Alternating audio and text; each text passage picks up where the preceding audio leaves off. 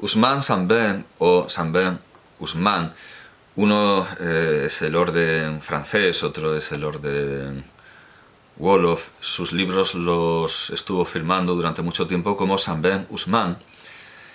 Lo voy a pronunciar a la francesa porque no estoy seguro de saber pronunciarlo bien en Wolof.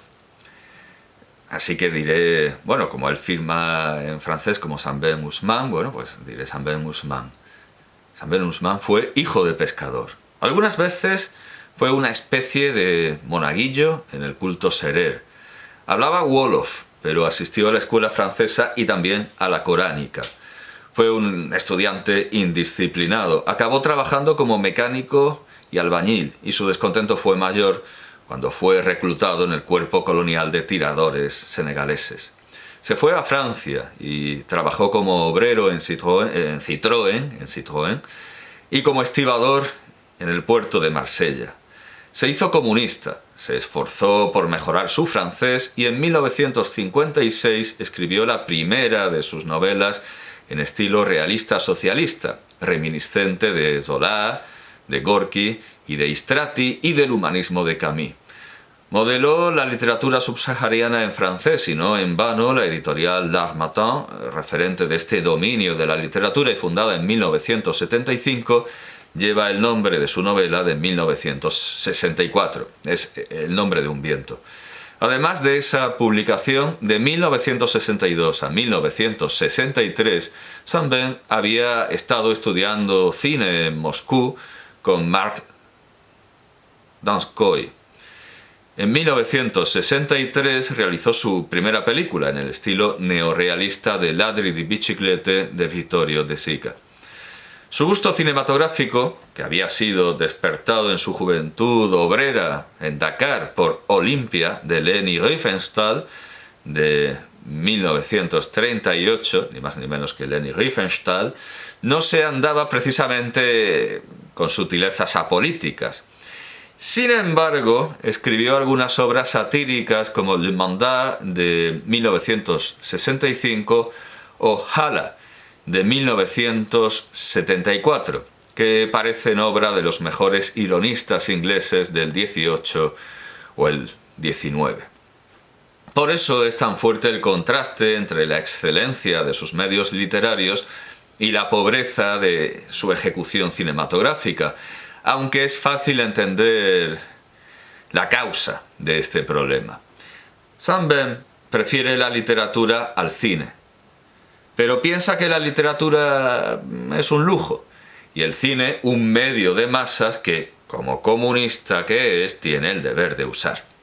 Hay un Sambin esotérico que escribe en francés para que se publique en Présence africaine y se lea en París, y un Sambin exotérico que rueda en Wolof películas muy largas y repetitivas porque piensa que si no, el pueblo, del que, como todos los comunistas, tiene un pésimo concepto, no se va a enterar de nada.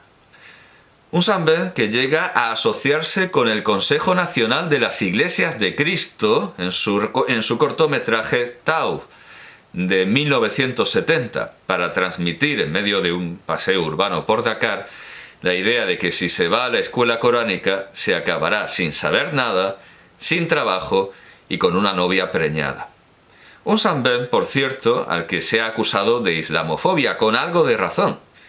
En una película tan larga como Hala, de 1974, no encuentra ocasión para retratar el cristianismo, como sí ocurre en la novela de 1973, y olvida líneas geniales como la que señala al protagonista como musulmán no practicante.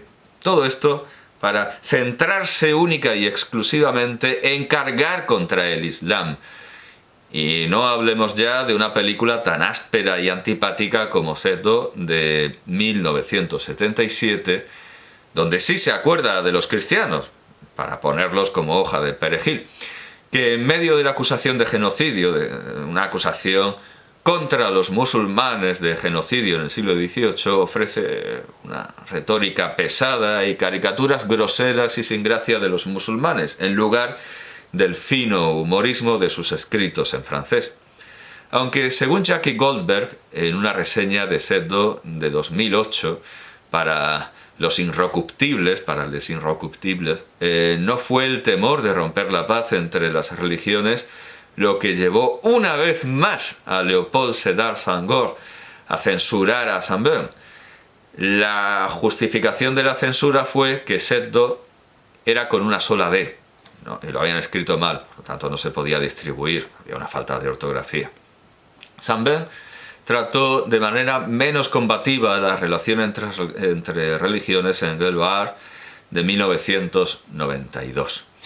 Roger Ebert admiró mucho esta película, al igual que Moaladé de 2003, aunque entiendo, por sus palabras, que no conocía al Saint-Beuve esotérico, el literario, y no pudo darse cuenta de la inmensa disparidad de medios entre ambos. Martin Scorsese reconoce en sus elogios a la aburrida imitación de Godard a gran escala, mucho más allá de la escala humana, que es Tuki Buki de Djibril Diop Mambete, de 1973, que durante muchas décadas, confiesa Scorsese, Saint-Beuve había representado para él y para sus amigos entendidos en cine a todo un continente. Pero a pesar de la ignorancia de los críticos extraafricanos, usemos un término parecido al de extracomunitario, que los predispone a aceptar cualquier cosa que les llegue y esté medio bien como una obra maestra, hay que reconocerle que así como Saint-Beuve configuró la literatura subsahariana en francés, tiene una película que está en el origen de lo mejor del cine subsahariano en cualquier lengua. Saint-Beuve pasó de imitaciones neorrealistas y realistas socialistas del cine occidental al ultraje en lengua vernácula y con tratamiento baladí de sus propios libros. He elegido bien las palabras porque alguien dirá, no, vernácula es lo que se dice del catalán y el wolof lo hablan millones de... Bueno, vernácula significa doméstica y baladí significa del país, pero como todo el mundo sabe, ha pasado a significar en español trivial. Bueno, pues Saint-Beuve hace un tratamiento vernáculo y trivial en sus películas de sus propios libros en francés. Unos pocos chistes nuevos incluidos en la película Hala, como el del senegalés que dice que no va de vacaciones a España porque hay demasiados negros. Esto recuerda a su defensa de los trabajadores españoles en Francia. Estos chistes nuevos no valen el mal rato de ver cómo destroza su propio texto, en una filmación llena de impericia técnica y cutreces, pensando que así el pueblo lo va a poder comprender o digerir mejor.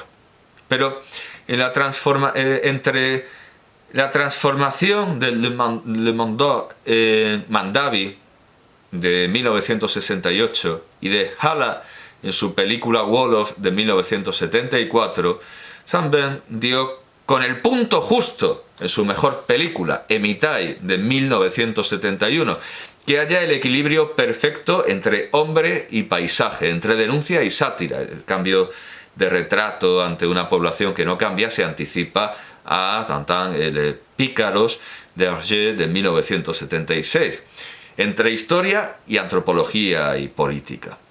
Lleva las figuras trágicas de la Antígona de Sófocles y la Fuente Ovejuna de Lope de Vega no solo a África, como ya había hecho su evidente precursor Pasolini a partir del Edipo Rey de 1967, sino a una lengua como el Yola, el Diola o Yola, en cuyo ritmo y naturaleza obviamente nos costará entrar. Sin Emitai no habrían sido posibles las dos obras maestras del cine subsahariano, siempre, no obstante, en cooperación con Francia, que pueden considerarse realmente como tales por cualquier espectador sin intereses ocultos, y no solo por los críticos predispuestos a encontrar por todas partes películas africanas que puedan ponerse al lado de los clásicos europeos y estadounidenses sin hacer el ridículo. Las películas que verdaderamente pueden asumir este papel constituyen de alguna manera una trilogía que, según la cronología de los hechos narrados, debería verse de manera inversa. Primero Yellen, de Souleymane Cissé, de 1987, y Sarraunia, de Med Hondo, de 1986, y finalmente la película de Saint-Beuve de 1971. Pero la cronología de los estrenos también muestra una historia no menos real de la evolución de los intelectuales subsaharianos, basado siempre, como hemos dicho, en la cultura francesa. Siempre hay un proceso de bruñido y de metalización en Francia. Siempre les dan hay un baño de cultura francesa antes de que hagan sus películas africanas, o un baño en Moscú también, de cine comunista. Pero bueno, en Moscú seguramente se estudiaban las películas de los comunistas franceses.